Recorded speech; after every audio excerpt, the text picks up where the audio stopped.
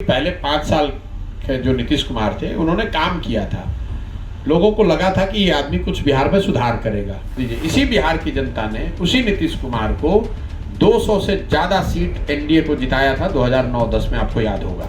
भाई किसी के साथ आपने काम किया या किसी की मदद की, इसका मतलब ये तो नहीं कि वो आदमी सही करे या गलत, जिंदगी भर उसी के साथ रहिएगा। भाई अच्छा काम होना चाहिए। मैंने ये भी कहा आज 10 लाख नौकरी दे दें लड़कों को, मैं छोड़ देता हूँ काम। अभी ये पूरा अभियान वापस ले लेंगे, मैंने तो ऑन रिकॉर्ड कहा है।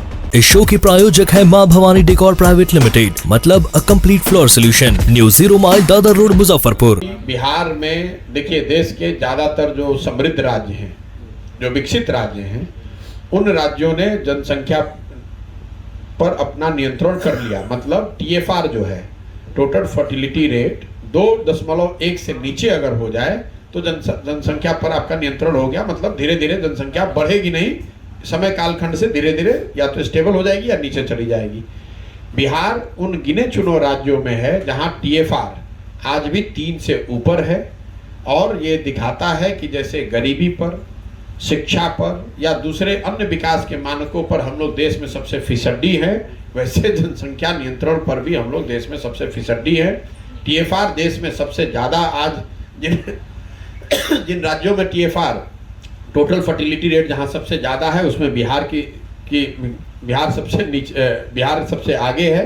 तो जब तक आप लोगों को एजुकेट करके बेहतर परिवार नियोजन के माध्यम से लड़कियों की जो शादी की जो एज है उसको बढ़ाकर, या बच्चों के जन्म के जो में जो डिस्टेंस होना चाहिए, इस तरह के प्रयोगों को करके, उस तरह के जो प्रमाणिक बातें हैं उसको आप जमीन पर लागू नहीं करेंगे, तब तक आपका जनसंख्या कंट्रोल में आएगा नहीं। और ये कोई कानून बनाकर किया नहीं जा सकता है। भारत, इसी देश में कम से कम 15 राज्यों ने ये करके दिखाया कि शिक्षा, बेहतर परिवार नियोजन, लोग सामाजिक जागरूकता और स्वास्थ्य सेवाओं की उपलब्धता, इन 4 चीज़ों का उपयोग करके TFR को 2.1 से नीचे किया जा सकता है, जनसंख्या को नियंत्रित किया जा सकता है। बिहार इन सब मानकों पर बुरी तरह फेल हुआ है। जब बच्चियां पढ़ ही नहीं रही हैं, शादी आज भी बिहार में सबसे कम एज में जिन बच्चियों की शादी हो रही है, जो फर्स्ट प्रेगनेंसी है, वो आज भी बिहार में सबसे कम एज में हो रही है। तो इन स्थिति के बने रहते जब तक ये स्थिति बनी रहेगी तब तक यहाँ पर स्थिति सुधर नहीं सकती है। बाई ट्रेनिंग में पब्लिक हेल्थ की मैंने पढ़ाई, वो संख्या करीब 58% है, और ये सीधे तौर पर दिखाता है कि यहाँ पर भूमि सुधार कानून लागू नहीं हुआ। बड़े संख्या में लोग जिनके पास जमीन मिलना चाहिए था उनको जमीन नहीं मिली, और ये वो जमीन है जहाँ भूदान आंदोलन शुरू हुआ है। आप अंदाजा लगाइए कि जिस राज्य से भूदान आंदोलन शुरू हुआ वहां पर आज देश में सबसे बड़ी संख्या भूमिहीनों की है।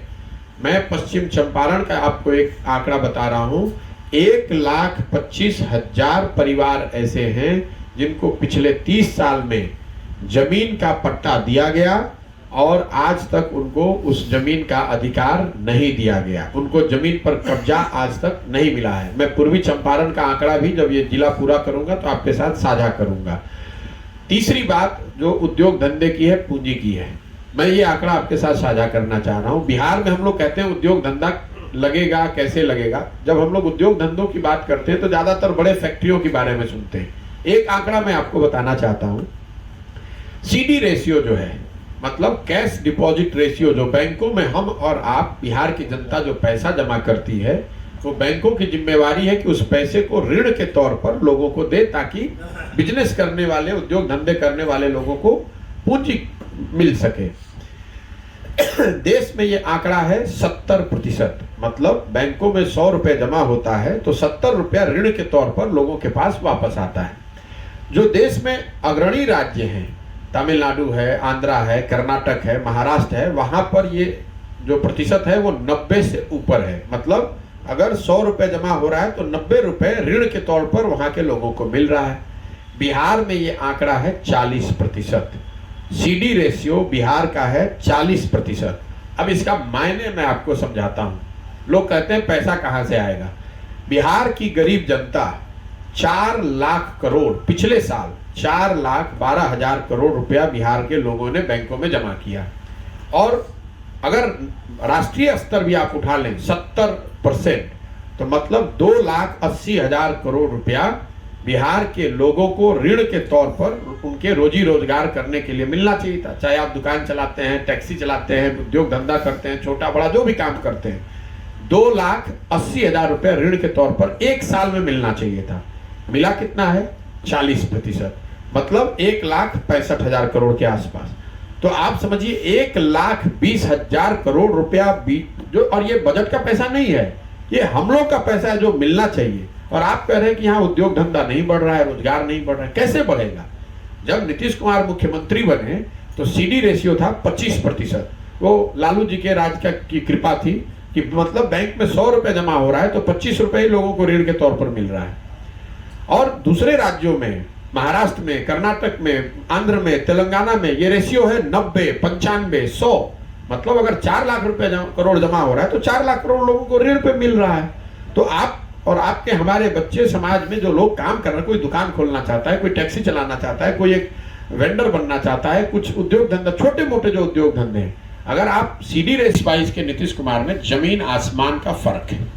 आपके ही एक मित्र बता रहे थे कि पहले 5 साल के जो नीतीश कुमार थे उन्होंने काम किया था, लोगों को लगा था कि ये आदमी कुछ बिहार में सुधार करेगा।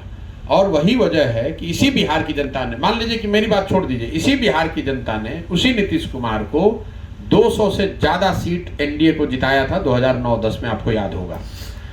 वही नीतीश कुमार जब 14-15 में लोकसभा में चुनाव हार गए, लोकसभा में हारे थे, मुख्यमंत्री पद से उनको हटने की जरूरत नहीं थी, तो उन्होंने राजनीतिक मोरालिटी को ध्यान में रखते हुए पद से इस्तीफा दे दिया था। उनके पास 120 विधायक थे, लेकिन उन्होंने पद से इस्तीफा दे दिया था। आज वही नीतीश कुमार चुनाव हार गए हैं 2020 में, उनके पास सिर्फ 43 विधायक हैं, फिर भी कोई ना कोई जुगत लगाकर मुख्यमंत्री बने हुए हैं। ये वो नीतीश कुमार हैं जो 2014 में 7 निश्चय जब मैं बनवा रहा था उनके साथ मिलकर, तो 15 दिन तक अफसरों के साथ, सिस्टम के साथ बैठकर ये तय किया गया था कि एक एक जो वादे किए जा रहे हैं 7 निश्चय में, उसका बजट और उसका संसाधन कहां से आएगा। आज वो नीतीश कुमार गांधी मैदान में एक दिन खड़े होते हैं और बताते हैं कि 10 लाख लोगों को सरकारी नौकरी दे दूंगा, जबकि 2 महीना पहले तक कह रहे थे कि ये तो संभव ही नहीं है। तो नीतीश कुमार, उन्होंने 7 निश्चय, आपने कहा प्रचार किया, तो प्रचार किया, उसके साथ साथ ये भी कहा कि 7 निश्चय को लागू किया जाए। 7 निश्चय की योजना लागू है, और अगर लागू नहीं है, मान लीजिए कि आप वोटर हैं और 7 निश्चय की योजना के आधार पर नीतीश कुमार के उससे पहले के काम काज के आधार पर आपने 2015 में उनको वोट दिया, 15 के बाद उन्होंने 5 साल 7 साल काम नहीं किया, तो आपके पास 2 विकल्प है कि चूंकि आपने उनको 2015 में समर्थन दिया था तो आप लगातार जीवन भर समर्थन देते रहे, या आप ये कहें कि नहीं, इनको समर्थन जिस पर दिया था ये काम किया नहीं, मैं समर्थन इनको न दे किसी दूसरे को दूंगा। तो वही बात मेरे पर भी लागू होती है। भाई, किसी के साथ आपने काम किया या किसी की मदद की, इसका मतलब ये तो नहीं कि वो आदमी सही करे या गलत, जिंदगी भर उसी के साथ रहिएगा। अगर मैं आज नीतीश कुमार जी के साथ जाकर काम करना चाहूं तो मुझे कौन रोक रहा है? वो तो रोज बुला रहे हैं। आपको मालूम है, आप तो मीडिया के आदमी हैं, पदयात्रा शुरू होने से पहले भी उन्होंने बुलाया, उससे पहले दिल्ली आकर मेरे से मिले तब भी बुलाया। मेरा बिहार की राजनीति में हस्तक्षेप करना, बिहार की राजनीति में आना, ऐसी मेरी कोई मंशा ही नहीं रही है। आप कह रहे हैं कि जीत जाइएगा तो क्या कीजिएगा क्या नहीं कीजिएगा। 15 में तो चुनाव हम जीत गए थे ना। अगर हमको यहाँ मंत्री बनना होता, बिहार की सरकार में रहना होता, तो हमको 15 में कौन रोक रहा था? हम ही बना रहे थे, हमारे ही सहयोग से बना था।